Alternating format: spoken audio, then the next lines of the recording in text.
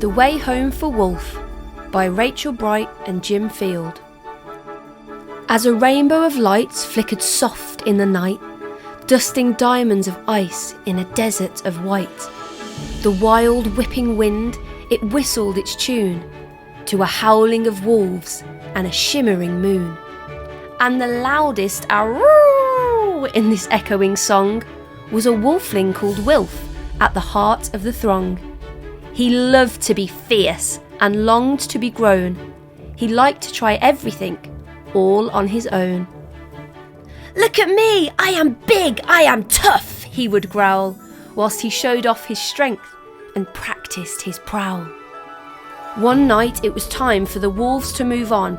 New folks had moved in and their shelter was gone, so they left right away to find a new cave. They would have to walk far, and they'd have to be brave. "Let's go!" shouted Wilf. "I am ready to lead." "You're too small," laughed the wolves. "It's an elder we need." "One day," they advised, "you will guide from the front." "I suppose," muttered Wilf, with a huff and a grunt. They struggled through snow as high as their flanks and leapt over rocks as they scaled icy banks.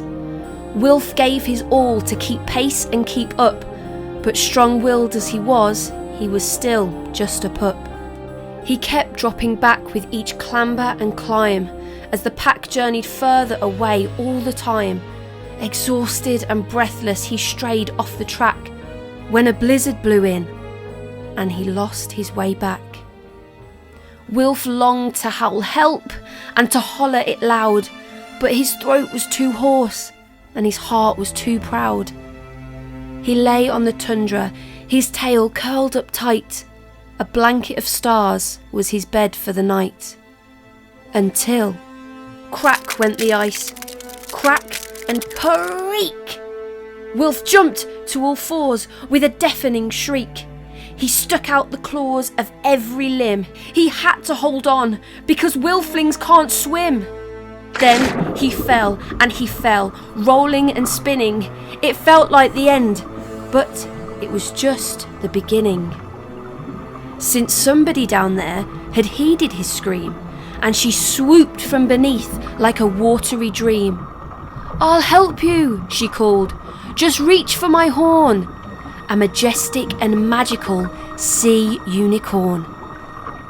Wilf's pride washed away and he stretched out a paw as she lifted him gently back onto the shore. "Don't worry," she sung before dipping her brow. "My friend Mr. Walrus will help you out now." And there, right behind him, a huge tusky fellow lifted his whiskers and let out a bellow. "To the ridge," he proclaimed with his chin in the air.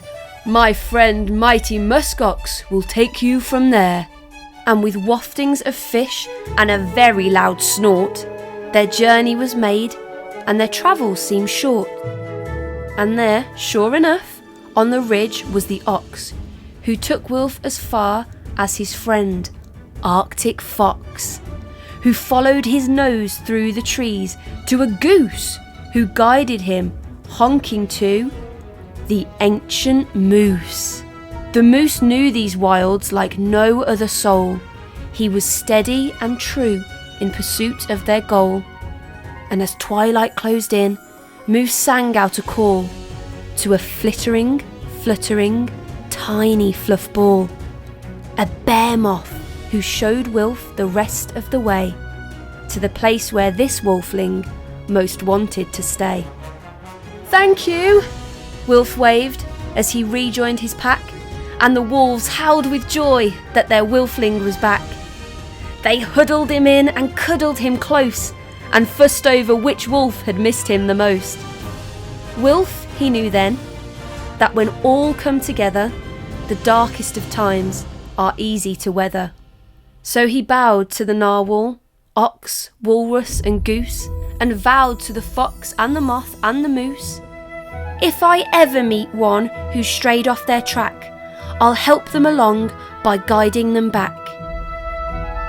And true to his word, Wilf is different now, and his world seems much smaller and warmer somehow. Since wherever life takes you, wherever you roam, we're all just a handful of friendships from home.